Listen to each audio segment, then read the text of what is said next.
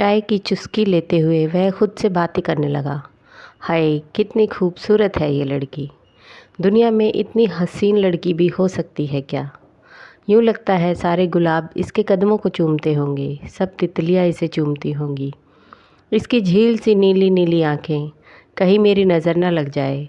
आकाश खुद से बातें कर रहा था। इतने में उसकी पत्नी हाथ में झाड़ू लिए कमरे में दाखिल हुई। हाल बुरा सा था, बाल बिखरे हुए। जल्दी से पास गई। ए जी, उठिए ज़रा, मैं कमरे की सफाई कर लूँ। आकाश ने माही की तरफ देखकर मुंह सा बनाया। लानत हो मेरी किस्मत पर, सुबह सुबह तुमसे मुंह लगना पड़ता है। माही झाड़ू लगा रही थी। वो खामोश थी। अभी अभी नाश्ता किया था। बोला, सुबह सुबह तुम्हारी शक्ल देखकर मुझे उल्टी होने वाली है। जाकर दूसरे कमरे की सफाई कर। जब मैं घर से चला जाऊंगा तो फिर कर लेना सफाई इस कमरे की। माही कुछ कहने लगी। आकाश गुस्से से बोला, जा माफ़ कर मुझे, दिमाग मत खराब कर मेरा सुबह सुबह। माही सर झुकाए चली गई। आकाश गुस्से से बात करने लगा। कितनी गंदी औरत है।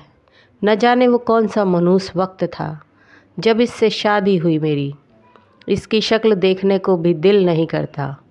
फिर मोबाइल पर नज़र पड़ी। टिकटॉक की तरफ देखने लगा। हाय यार, ये भी एक हकीकत है। ज़माने में परियां रहती हैं जिनको देखकर दिल को सुकून मिल जाता है। एक तरफ मेरी पत्नी दुनिया की सबसे बदसूरत औरत है और एक ये है जो किसी खूबसूरत परी की तरह है। माही आईने के सामने खड़ी थी, खुद को देख रही थी। अपने चेहरे पर हाथ फेरा, बालों को देखने लगी। फिर न जाने क्यों हल्का सा मुस्कुराई। मन में चंद अल्फाज कहने लगी। कुछ रिश्तों में कितनी बेबसी होती है। इंसान अक्सर बदल जाता है। अपने बालों पर हाथ फेरते हुए मुस्कुराई, जैसे उसकी मुस्कुराहट के पीछे दर्द की चीखें छुपी हुई थी। हाय, सारा काम यूं ही पड़ा है। खाना बना रही थी, साथ ही वॉशिंग मशीन लगा रखी थी। एक हाथ में झाड़ू थी, जल्दी से काम ख़त्म कर रही थी। आकाश भी एक मोबाइल सेंटर पर काम करता था। 15,000 रुपये तनख्वाह के लेता था। अकेला बैठा सोच रहा था, महीने की 15,000 रुपये तनख्वाह है। नई बाइक खरीद लेता हूँ या पुरानी वाली ही ठीक है। घर आया। माही थक चुकी थी। उसको आज बहुत तेज़ बुखार था। चारपाई पर लेटी हुई थी। आकाश फ़ोन पर किसी लड़की से बातें कर रहा था। जान, तुम कितनी खूबसूरत हो। दिल करता है तुम पर अपनी सांसें वार दूँ। तुम किसी परिस्तान की परी लगती हो। फूलों पर बल खाती तितली लगती हो। घर में दाखिल होने लगा। अच्छा जान, मैं बाद में बात करता हूँ, अपना ख्याल रखना। घर में दाखिल हुआ। माही चारपाई पर लेटी हुई थी। बुरा हाल था उसका। आकाश इग्नोर करके कमरे में चला गया। माही ने सिर पर कपड़ा बांधा हुआ था।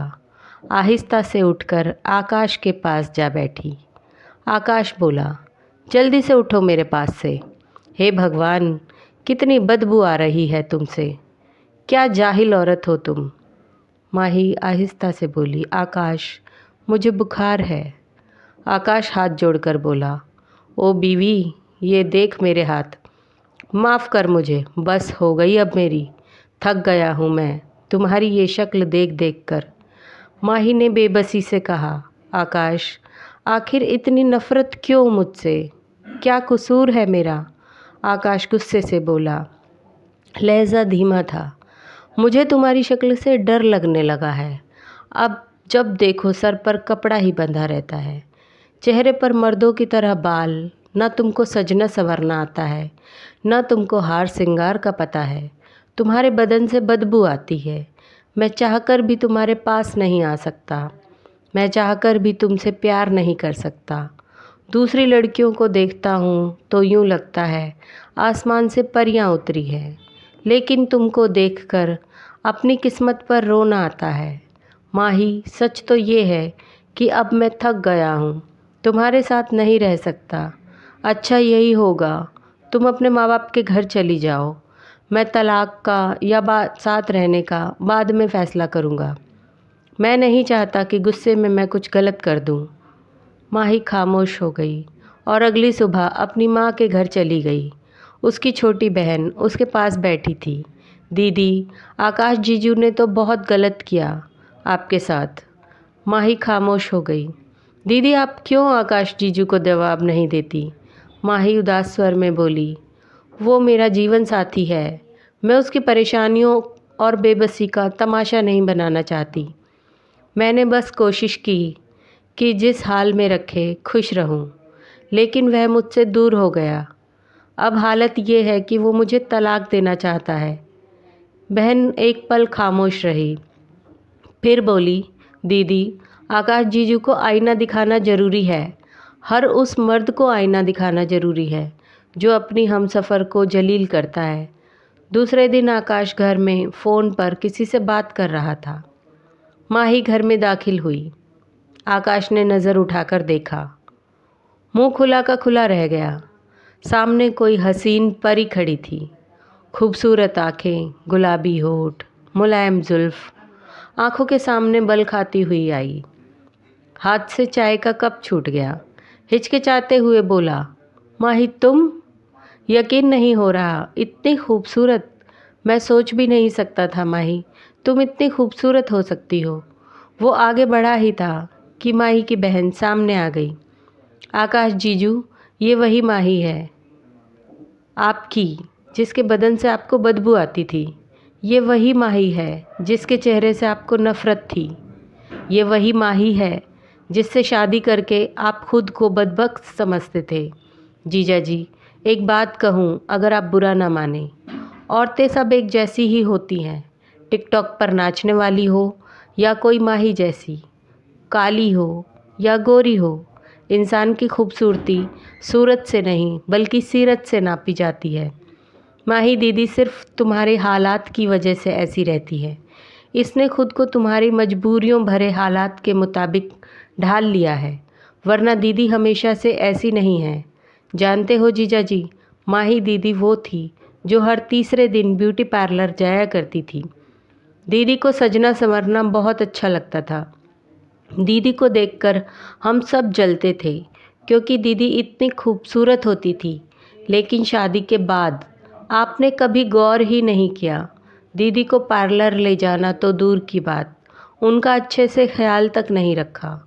हमारे पूछने पर दीदी इतना कह देती, आकाश के हालात अभी ठीक नहीं हैं।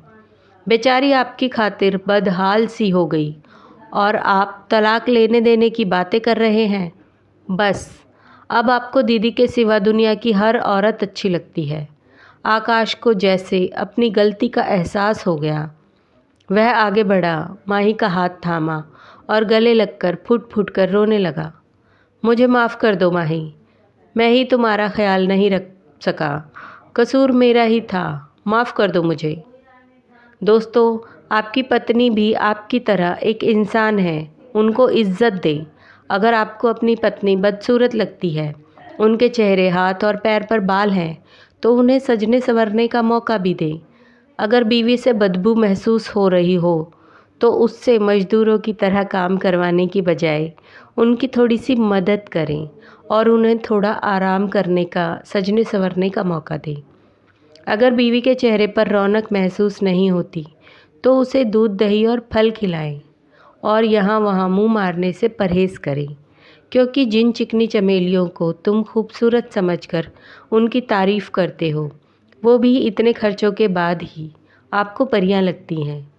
मैं यहाँ लड़कियों से भी कहना चाहूँगी कि ज़रूरी नहीं कि ब्यूटी पार्लर में जाकर ही लड़कियाँ खूबसूरत होती हैं।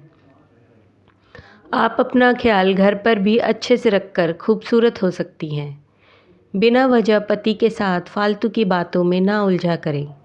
साफ सुथरा और सादा सा लिबास पहनकर आप भी परी बन सकती हैं। घर परिवार की जिम्मेदारियां निभाने के साथ साथ खुद पर भी ध्यान ज़रूर दें। उम्मीद है दोस्तों, हमारी आज की वीडियो भी आपको पसंद आई होगी। आपको इस कहानी के बारे में क्या कहना है, अपनी राय कमेंट बॉक्स में ज़रूर बताएं। और इसी तरह की कहानियाँ लगातार देखने और सुनने के लिए चैनल को लाइक, शेयर और सब्सक्राइब ज़रूर करें। Thank you.